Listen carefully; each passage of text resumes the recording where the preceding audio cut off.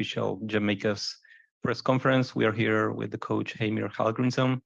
We're going to have the translation service in Spanish and English, so feel free to ask in both languages if you need it. We can start now. Go ahead. Hi, Hi, Archbell with CONCACAF.com. I know it's a tough defeat tonight, but what are some of the positive things that you can take from this Gold Cup experience and then apply to this next World Cup cycle? Well, I think we grew as a team. We know more about each other, both on the pitch and off the pitch. I think that is a good experience for us to have spent this. It's almost 5 weeks now together. So from like a 10 days in pre-camp for the Gold Cup. So they have learned more about me, my strengths and weaknesses, and we have learned about the players. So, and then partnerships within the team has grown. So it's hard to say it after a loss like this that we have improved as a team, but I'm going to say it anyway.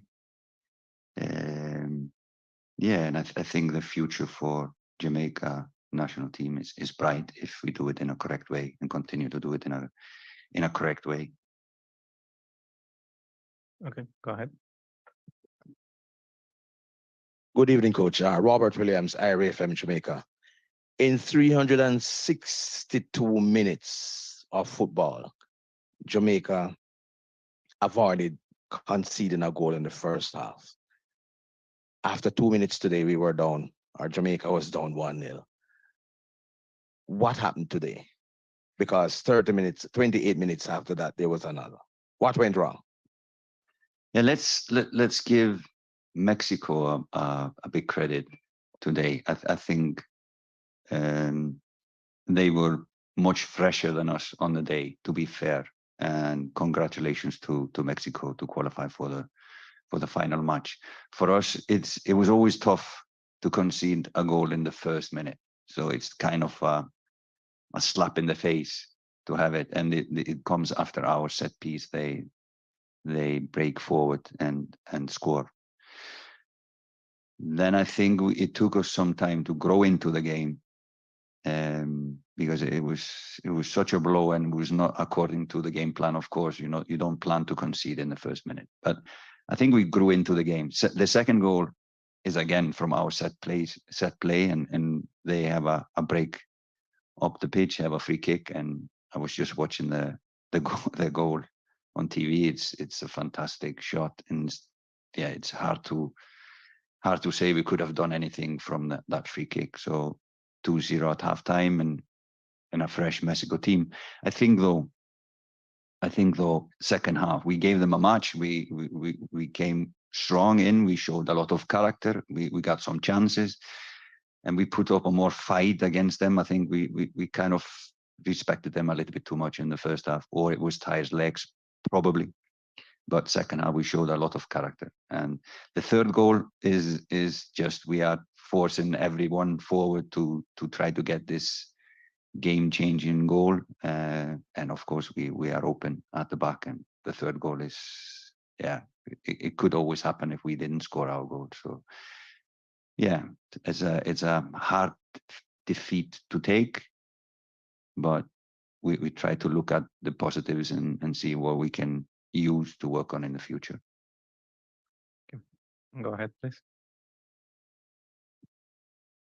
Hello, Coach. Jose del Valle from ESPN. I think Jamaica tonight had the better players, but collectively, your guys weren't able to execute. Why was that? What was key? No, like I said, I think it was it's difficult to analyze these things. They played more collectively. I agree with that. The things they did, they succeeded in the things they were trying to do. I think we were a little bit too individual when we were attacking. So I think your analysis is right, correct. Why? No, that's a deeper answer. So I think your analysis is kind of spot on. We didn't move the ball well in the first half. Collective defending was not as quick and aggressive as we have shown. But second half, we changed it, so we were more aggressive, and then we kind of matched them at least. Please go ahead. Hello, Coach. Kashmir Gomez here for ESPN. What message can give Jamaica today to the other national teams in CONCACAF that at this moment has not increasing his level, like Costa Rica, El Salvador, that his presentation are not so well like Jamaica in this Gold Cup? Thank you very much. Yeah, I don't think we are sending any message to the others. We're just trying to focus on ourselves. So yeah, it's I think it's a beginning of hopefully a successful journey for Jamaica until 2026. Like we said, we wanted to win it. We wanted to win this competition, but we are thinking long term, not short term. And like I said, I don't know what the others are doing, so I cannot talk about the other teams. Sorry. Okay, now we'll take some questions from the media who have joined us virtually. Please, Rachid Partment. Yes, hello, coach. After Jordan, friendly against Jordan, we spoke about balls into the box, balls across the face of goal and defending them. We saw some issues with it again tonight, especially marking the player in the 6-yard area. We spoke about it almost a month ago. How much work is there still to be done on this? And also, Ethan Pinnock, he didn't join the squad. We heard about some personal issues, but he played for Brentford today in a friendly. What happened there? Why he turned off for Brentford and not Jamaica? Thank you. We start with defending crosses. I think what we did poorly today was stopping the crosses. And when they had free crosses, then it's difficult to stop the players, especially when you don't take the time factor out of the cross. It's difficult to defend it. But from defending in general crosses, I don't know if I agree with that we defended that poorly, but I will have to look at that again. Pinnock is, and we talked about it very openly. Normally, it's just personal reasons, but we explained why he didn't or couldn't come and join us. We were hoping all the time that he would come at some point, but it's easier to go and play in England when you are in England than coming to USA and spend a week or 10 days and then leaving your family that needs your support. But you can always go a day or two, or a few hours to play a game in England. So that is understandable. There's no grudge from us to Ethan. He was really considering coming if his circumstances were better, and we of course wouldn't have selected him if he wasn't coming. But things happen in life that is bigger than football, and yeah, we have all the respect for Ethan. Please, Livington Scott, go ahead.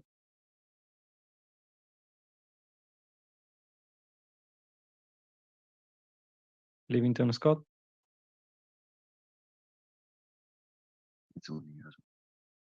Sorry. Yes, coach. Evening. Evening.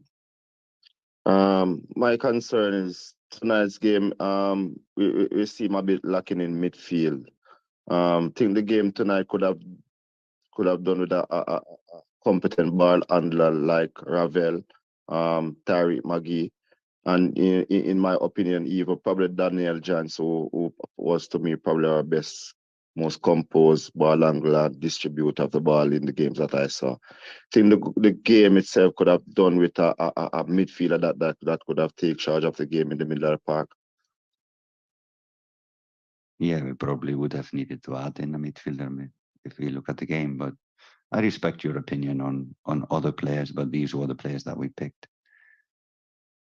I think in general, just collectively, both defending and attacking, we were not as good as we have been. But let's also give credit to Mexico. We haven't played as good team as Mexico was in this game until now. Please go ahead. Last question. Thank you. Paul Nicholson, Inside World Football. you obviously got probably the most exciting attacking front three, or probably front four. Somehow it doesn't quite seem to be joining up. Do you think you're getting closer to get them to join up and to link, or is that still a work in progress? Yeah, it's of course still a work in progress. So some of these guys are playing with Jamaica for the first time. Like Demi is playing for the first time for Jamaica. So both knowing the tactics, knowing the teammates, etc., will improve. I know that for a fact. So I hope so. At least that it will improve. But let's see. And I agree. This is a really exciting front line when you look at it. But it needs to be collective, of course. So they need to do other things as well, not only be exciting going forward. Okay, with this last question, we have concluded Jamaica's official press conference. Thank you, everybody. Thank you, Coach Helvingram.